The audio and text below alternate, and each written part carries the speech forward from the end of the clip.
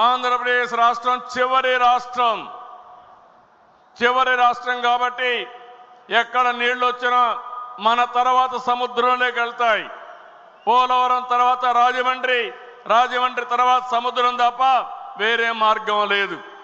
అలాంటప్పుడు సముద్రంలోకి పోయే నీళ్లు మనం వాడుకుంటే ఈ నీళ్ల వల్ల తెలంగాణకు కూడా లాభం ఉంటుంది తప్ప ఎవరికీ నష్టం లేదు.